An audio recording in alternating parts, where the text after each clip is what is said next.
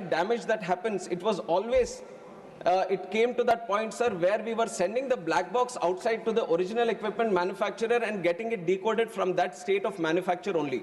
And it was for the first time that as a country, India took a stand that the black box which was achieved, even if it was damaged, that the whole decoding process is going to happen in the country, and we have successfully done it in the country also. The AIB has been successful in decoding the entire data which was available, even if the black was from the outer side, if it was looking damaged also. And once the AIB has achieved the, decoded the data, which was achieved from two different things. One was the flight data recorder, which has the data numbers, and also the cockpit voice recorder, which has the audio, this thing. So all these things, taking out the facts, the investigation processor runs on three principles, which is to find out what happened, how it happened, and why it happened. And preliminary report, it is called the preliminary report because it can't address all the things and all the questions that we have right now. And what we have done, what the AIB has done, in fact, through the preliminary report is to kind of address what happened. Based on the facts it found out in the CVR, based on the facts it found out from the FDR, and only the facts that it was able to determine were mentioned in the preliminary report. And to come out with the suggestions or to come out with the exact cause of what happened, and to come out with the further future action on, it can be the Boeing 787 or the series or the fuel switches and many things which have come under question, or the avionics which you have also mentioned in your question. To have a definitive answer and a definitive future correction measures, we have to look at the final report, sir. And I can say this to the House and through you to the people of this country also, that the AIB has a very definitive, thorough, rule-based process. They are very transparently looking into the process right now, and they are totally unbiased. This also I can say that the AIB is totally unbiased and looking into the facts. Now, there can be many questions also. I have seen multiple articles myself. I have seen multiple articles not only by the Indian media, but also the Western media trying to promote their own narrative, their own viewpoint, their own kind of consideration. But I have to tell you that the way we are seeing the investigation is through the facts.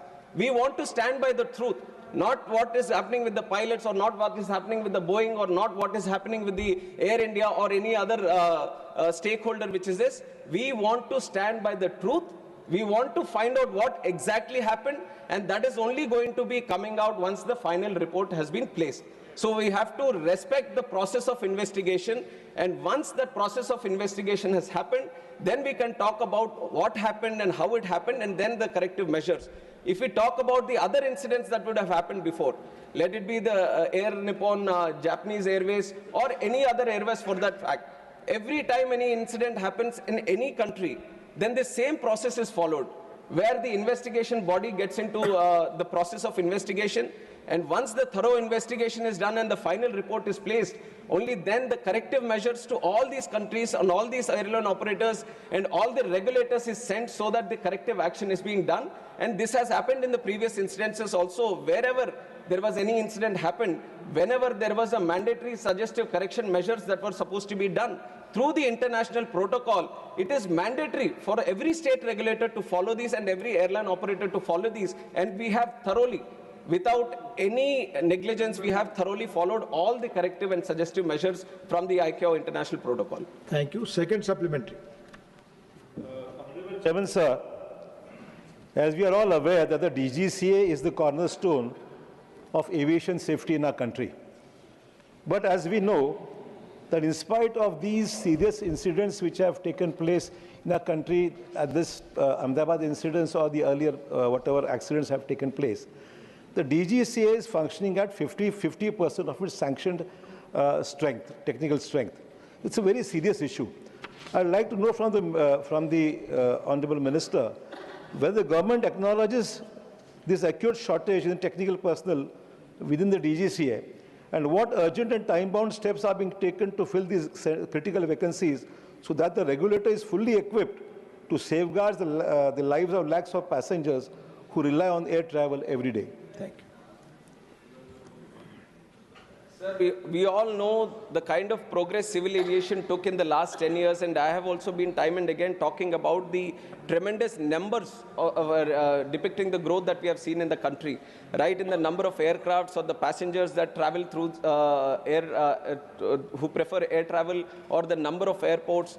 Everything has almost doubled in the last 10 years, or more than doubled in the last 10 years, sir. Even after we see that the COVID, which was a major road break for civil aviation, we have crossed the pre-COVID numbers, and we are seeing a tremendous growth in civil aviation network.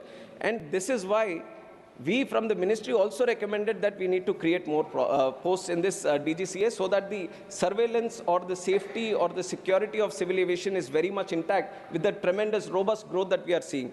And this posts that we are seeing which are vacant, which has come to discussion, is the posts which have been created in last year and over the period of last 2 to 3 years. And we have to understand that creation of posts and recruitment of posts is a